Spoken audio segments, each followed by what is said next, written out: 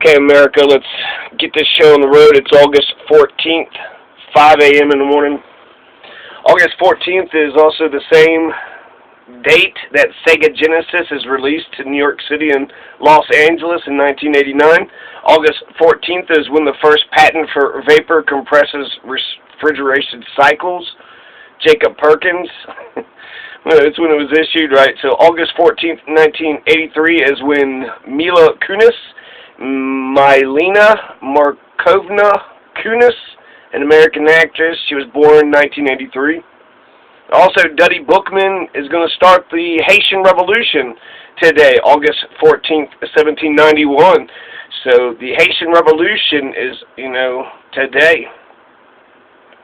There's also in the 1820s, August 14th, the New York Eye Infirmary is going to be open too.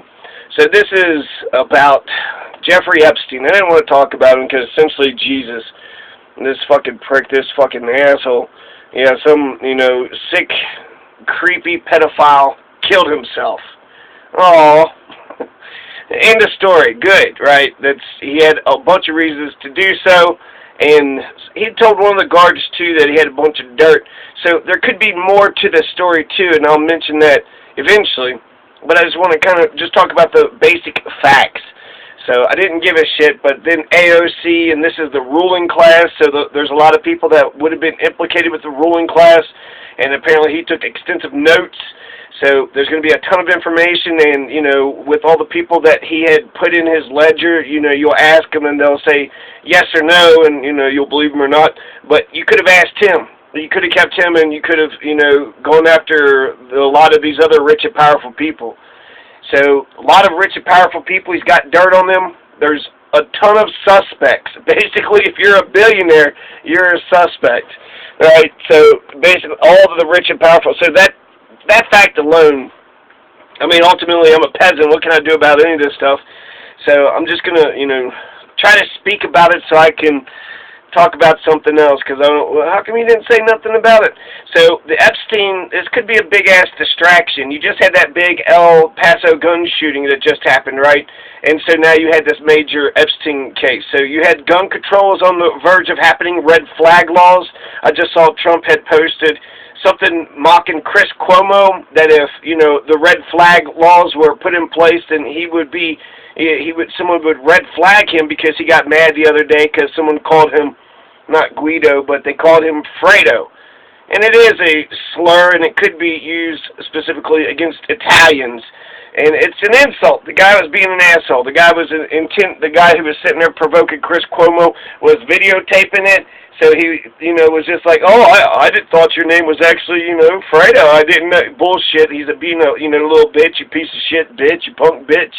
That's what he was doing. You're going to sit there and call names? Okay, well, I'm calling names right back at you. How you like it? You like that? And then right afterwards, he was like, I got you. No, I got you. I got you. Well, because he got all pissed off. You saw him a candid, raw moment.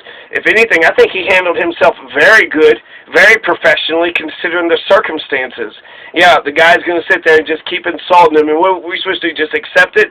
There is a fighting words doctrine. So essentially in America, if somebody calls you a name you don't like, you get to deck them. You can knock them out. Nah, they called me a name I didn't like, so I knocked them out. It's called the fighting words doctrine. It's one of the few limitations of free speech. I don't really subscribe to it. I don't like it. But since it's the law of the land, right, then the law of the land is the law of the land. So Chris Cuomo, I think, actually in a way, he was a good, strong man, and he wasn't overly aggressive and overly crazy, but clearly the guy was fucking with him so he could get himself a lawsuit, giving himself a case. And we don't need, those kinds of people. So I would have been okay if, Chris Cuomo would have knocked this guy out. And he kept saying, I thought your name was Fredo. I thought, you were actually Fredo. Just kept repeating it over and over again. And he's trying to insult him. He's trying to pick on him, trying to be a dick, and then get attacked, and then he could sue him, which I think, what kind of jury would uphold that? What kind of jury would uphold that? What, he's so fucking clever, this fucking douchebag who's being a douchebag? He probably... he's being a douchebag, so, after he got knocked out, he'd probably be like, you know what, I was kind of being a douchebag back there. Maybe I shouldn't have been such an asshole. So there's gun control. Venezuela is being destabilized. There's a blockade right now. I think Eisenhower did it to Guatemala in the 50s.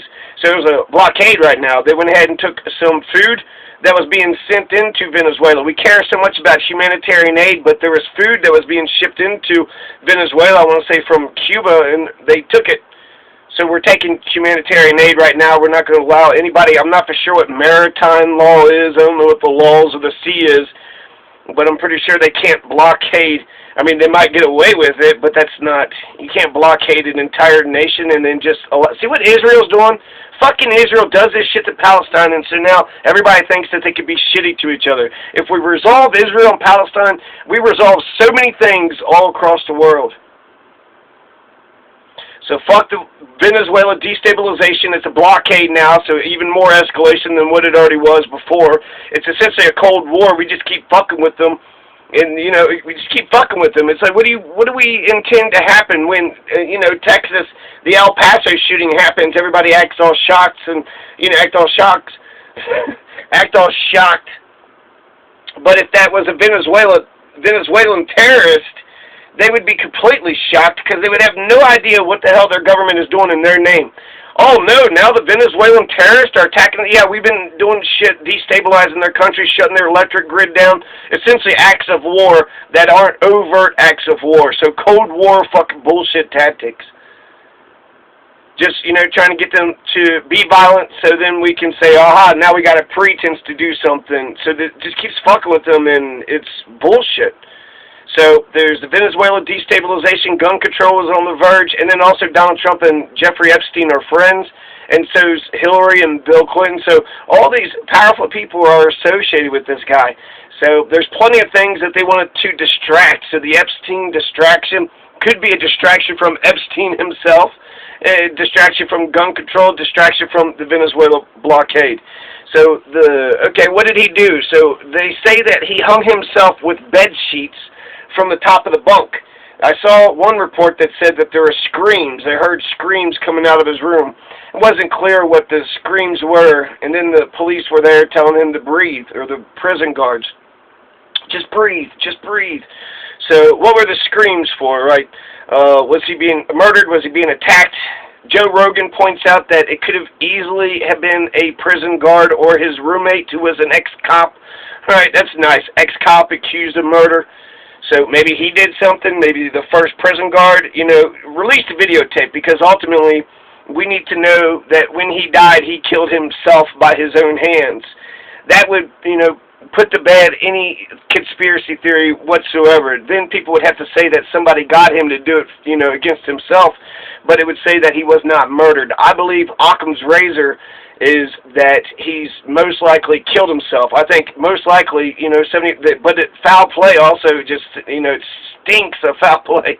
So were they just incompetent and they weren't around the prison cell, and he had already tried to kill himself once, and so, then he did it again. So, big shocker. I think, 50% to 75% sure.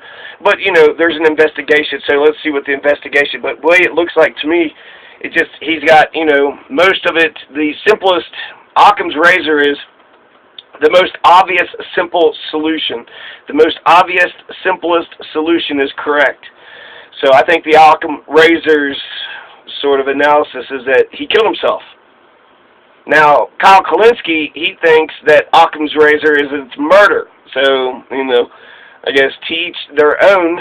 Now, I do have some questions. There's a lot of questions, right? So he hung himself with bed sheets from the top bunk of his bed. That's a pretty crappy death, right? From the top bunk of his bed. This might always have been part of the plan, because he did have, marks on his neck before he was in. So he was on suicide watch, and then he was taken off of it. They've been working overtime, and essentially they left him alone. He didn't want to be bothered. His lawyers had taken him off of suicide watch, and so his privacy was respected. So he had plenty of time to be able to, get this done himself.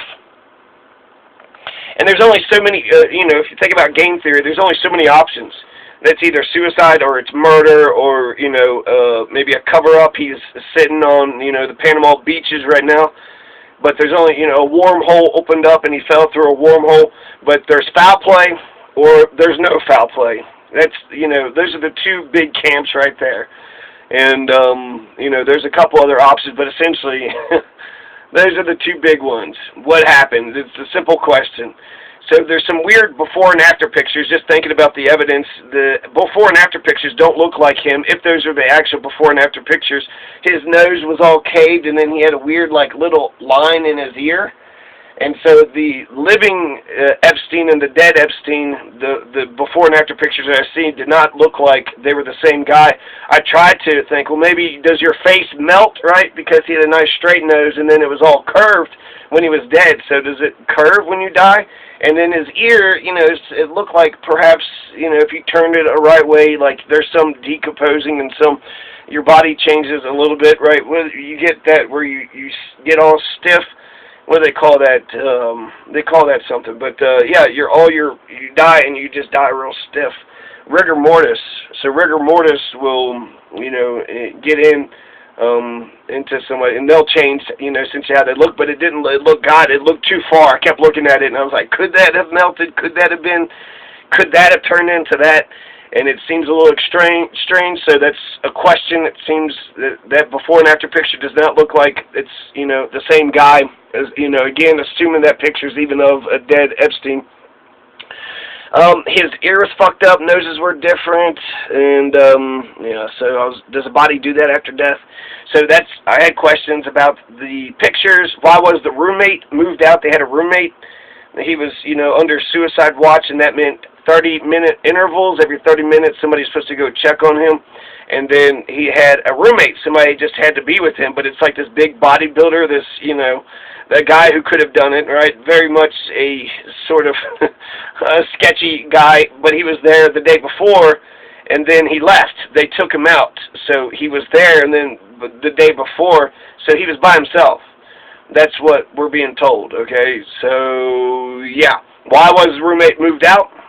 How come there wasn't 30-minute interval checks? He wasn't on suicide watch, but still I feel like you maybe do an hour check, 2-hour checks. You know, don't they like walk around and kind of just make sure everything's in order?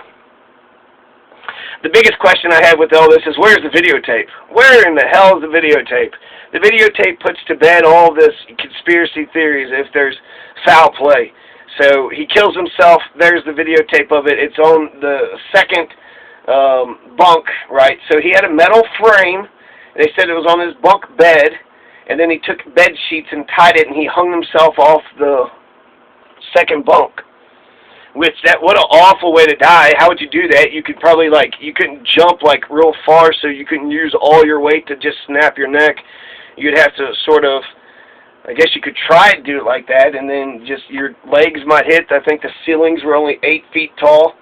So you could probably, like, maybe put it around your neck and then just kind of throw your body. I mean, that's a hard way to kill yourself if you want to kill yourself that way in those conditions. El Chapo, they housed El Chapo at the Metro Correctional Facility, the MCC, the Metro Correctional, whatever, Commission. So, the Metro Prison, the Metro Jail, the New York City Metro Jail. So at the New York City Metro Jail, El Chapo was in there, and, you know, he never got out of there, and he was able to get out all the other jails in the world. And then someone had also pointed out that there were 2 gurneys that were wheeled out. That could just been for the media or for everybody else, but essentially one gurney's wheeled out, and then another gurney is wheeled out. So which, you know, is wheeled out? So which one is, you know, which one was him? Was either one of them him? Was it a ruse? Was it just something that they were doing for the media? Is there some shenanigans going on? So I got a couple questions. He probably killed himself. He wasn't on suicide watch. 2 jailers said that they were working overtime. All the jail workers on that day and proceeding would be suspect. So I'm sure there's William Barr, the Attorney General, and then another official, state official, saying they're going to stay on this and they're going to make sure, you know, the victims get justice. He still has an estate. So there's millions of dollars still in an account, and his victims can go after the estate and get some justice. So that's actually, you know, in a way that's sort of poetic justice. Some of the victims might be able to come out more easily, readily now, because a lot of these cases is he said, she said. So it's just a word of him versus a word of her. hers, but eyewitness testimony is one form of evidence. So there's a long list of suspects. Who could this be? Oh, it could be anybody. Oh, it could be Kenneth Starr. That's interesting. Kenneth Starr. Remember, he went after Bill Clinton for being, for doing, getting a blowjob in the Oval Office, and he might be a part of, the Lolita Express too. Bill Clinton apparently was on the Lolita Express several times, and he also went to Pedophile Island, even though he denied Pedophile Island and admitted to 4 times he had hung out with, Epstein. And then Donald Trump has been best friends with Epstein for 15 years. So Woody Allen, Prince Andrew, the Duke of York, whoever the fuck Prince Andrew is, Alan Dershowitz. Virginia had said that Alan Dershowitz had raped her. So Epstein and Alan Dershowitz, Kevin Spacey, Chris Tucker took a ride on the Lolita Express at one point in time. Bill Richardson, former New York governor, Democrat, he ran for president too. Bill Richardson was accused of being, doing sexual assaults or rapes, or, he's part of the... So who could it be? There's also Lex Wexner. We got... New York City actually has a Lex Luthor. It's called Lex Wexner. Lex Wexner, and Lex Wexner had paid for Epstein's $70 million house, a $70 million house in Manhattan. I think that's the story. Epstein had a $70 million house in Manhattan. He had land in Florida, land in New Mexico. He owns a 100-acre private island. He is wealthy as fuck. So just to think that he is only, this pedophile who has these sex parties, a pedophile who throws pedophile sex parties, it might be for influence. It could be some Russian government, Mossad, or it could be anybody, really, anybody who wants to get influence over our political leaders. It could be just Epstein himself for his own reasons. So anybody who wanted to get influence over these powerful political figures, take them on the Lolita Express, get some compromising photos, say, I'm going to tell on you if you don't do exactly as I want. And so is that the business? Is that the business? Was the business him doing these, pedophile sex parties, or was his business catching people, doing shit in these pedophile sex parties and using that as leverage over them to get the public policy that Epstein or Epstein's bosses had actually wanted? Lex Wexner? I think it's Lex, even if it wasn't Lex, somebody bought Epstein his $70 million house in Manhattan. It's the most expensive, the best place in Manhattan. Epstein has it. Why? And he owns an island, and he has, property, business in Harlem and Florida and in New Mexico. God, he's just got, offices all over the places. Offices all over the place. Ugh. Sorry. Anyways, really, anybody associated with Epstein?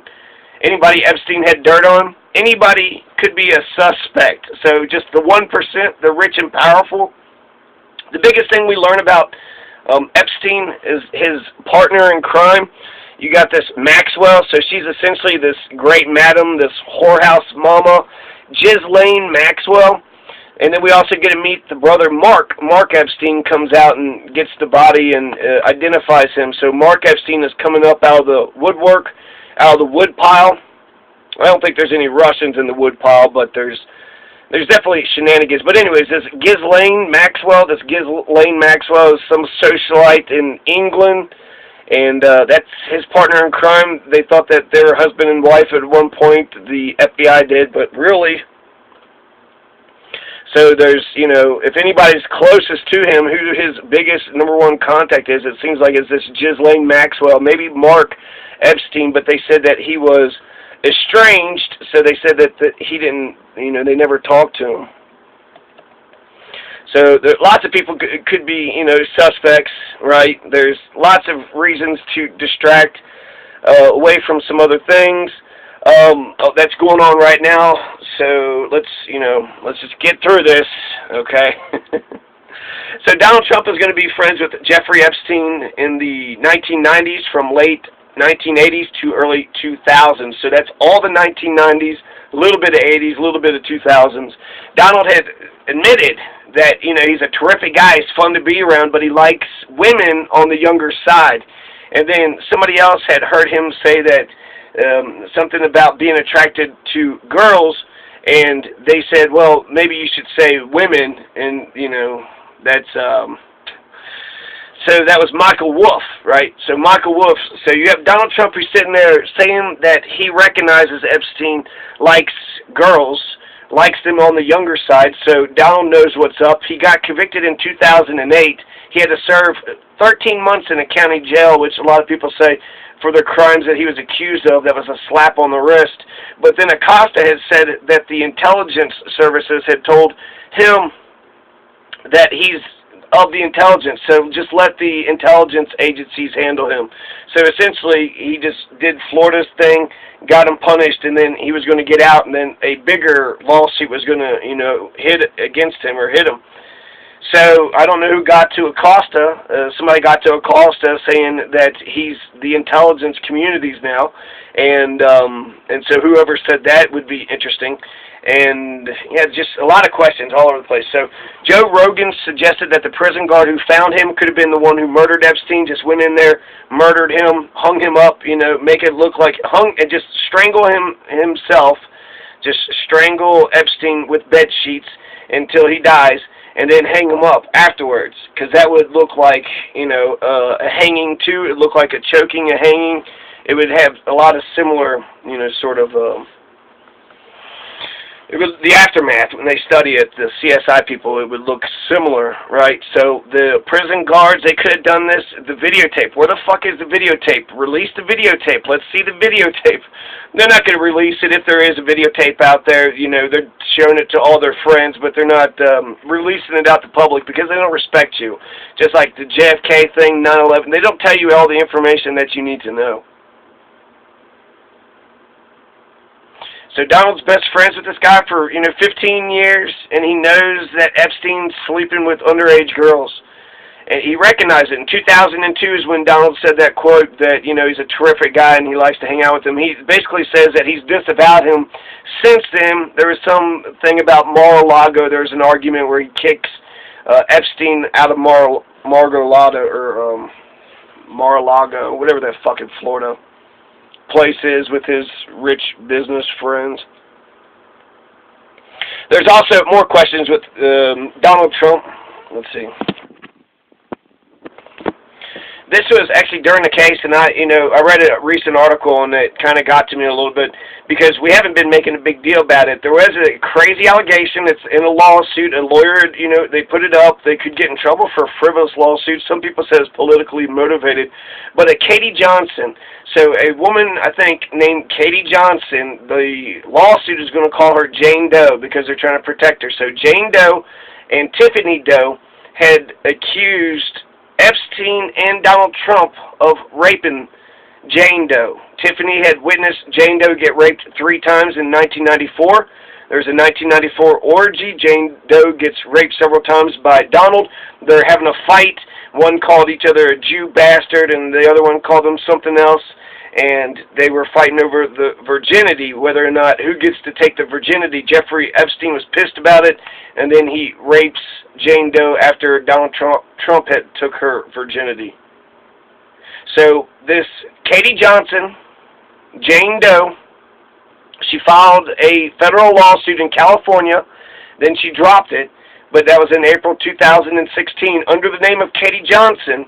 So she filed it under her name, and then they said, we're going to call you Jane Doe for your protection, but her name was still out there. And then the California lawsuit was dropped, and it was refiled in New York. So the federal lawsuit was refiled in New York, but then it was dropped again. And the Lisa Bloom is the lawyer who's filing the cases, and she had said that the girl, Katie Johnson, the main victim, right, the plaintiff, that she was getting threats, and that's why she dropped the lawsuits. So Rudy Giuliani is telling us to follow the motives. I think it's a good, it's good advice. Who has the motive to want to kill Epstein? you know, the 1%, right? All the billionaires, all the powerful people, a lot of, you know, anybody that had some shit on him. Kenneth Starr, Woody Allen, Prince Andrew, Alan Dershowitz, Kevin Spacey, Chris Tucker, Bill Clinton, Bill Richardson, and Lex Wexner. And then that Ghislaine Maxwell, the great Madam, the whorehouse mama. Those are, you know, those are all suspects. There are people associated with him. You know, it just essentially he knows a lot of people. He knows a lot of people, and he probably has dirt on a lot of them, you know. So, okay. Immediately after this, you're going to have Donald Trump just do some stupid shit. He's going to peddle a conspiracy saying that Hillary and Bill Clinton had killed Epstein. Donald is just as likely to have killed Epstein as Hillary is. So everybody's just making jokes about how Hillary was able to get this accomplished. Or maybe, you know, Donald did it to blame it on Hillary. But now, look, everybody, again, we're distracted. We're not talking about Venezuela. We got an illegal blockade in Venezuela. I think if the Venezuelans did, you know, start doing some... You know, I feel it's provocation. It's active wars. You mess with their electrical grid, you're not letting them, you know, free market, you're not letting them trade, go here and go there. So the Venezuela thing, the gun control thing, and the fact that Donald was best friends with this guy. So he's just, you know, throwing a bunch of dirt in everybody's eyes and trying to get them to move on and talk about something else. But after that El Paso thing, he just needs to shut the fuck up. I'm just so pissed off at... You know, Jan Fuhrer. And actually, all these conspiracies, I'll mention them, but I'll start off with the next one. So, Donald's got a ton of conspiracies, right? He says Hillary is responsible for Epstein. How? She's not in power right now. Donald's in power. He controls all the federal government. And so this is just kind of red meat for his base, so his base will laugh about his antics, right? He's doing everything for the 1%, but it's the working class that's suffering, and it's why... So... I think, you know, he's attempted to deflect. I don't even know if Hillary and Bill have the power to even get this accomplished. So it does, if there is foul play, it does look like a professional hit. But Donald Trump has said Hillary was, you know, responsible for Epstein. Joe Scarborough was responsible for killing his assistant. Ted Cruz his father was responsible for killing JFK. Antonin Scalia may have been murdered. A pillow was found over his face. He said Hillary was involved in Vince Foster's death, who was a Clinton aide. You're going to have him start the birther movement, offered Obama $5 million for his college record and passport. He had thousands of Muslims, he said, in New Jersey celebrated 9/11. He said there's millions of illegal voters that had voted. Global warming is a hoax invented by the Chinese. You get cancer. The noise from the windmills cause cancer. Vaccines cause autism, and immigration is financed by George Soros. Donald's mother wasn't born in the U.S., probably an illegal immigrant. We need to send these people back. Trump and Romney essentially got the same total numbers, but Donald got less, but he got the right numbers in the right states. So while Trump and Romney had identical numbers between 2012 and 2016, Trump just got the, you know, his precision, his more pinpoint, you know, and precise, the, you know, whole Michigan, Pennsylvania, Wisconsin strategy was right on point. So Donald has a long history of Jeffrey Epstein. He's dancing at Epstein's parties, laughing, getting along. He's all chubby. He's actually made a joke, and Jeffrey Epstein is just, you know, dying, laughing. There's, I guess, a couple more. How much? 1 more minute. So Epstein's faced with 45 years in prison. He's in this Metro Correctional Center where El Chapo was housed. He was taken off suicidal watch per his lawyer's request. That would have put him on a special observation status where the guard checks him every 30 minutes and gives him a constant cellmate, but his lawyers pulled him off of that, so he didn't have to have the constant cellmate. And also, the 30-minute check only happened, you know, less. So, the cellmate thing, I guess it's good if they're, you know, give them good company just to be around somebody else, but it's bad in the sense that it could have been that guy. That guy could have killed him. So Epstein is actually, the report is, he loses his cellmate the day before. The 30-minute check never happened. He's by himself or somebody else, and he's going to, you know, they're going to find him an hour later or so after he had killed himself by hanging himself with bed sheets on the top bunk. So he's in a room with a bunk bed. Why even have a bunk bed? Before the low, you know, the beds have low metal frames, but is it high enough for him to be able to kill himself?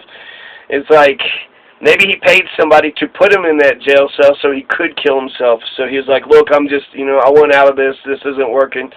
So I'd say, 50% to 75%, most likely this looks like a suicide that's just all bungled and fucked up, incompetence all around. But there's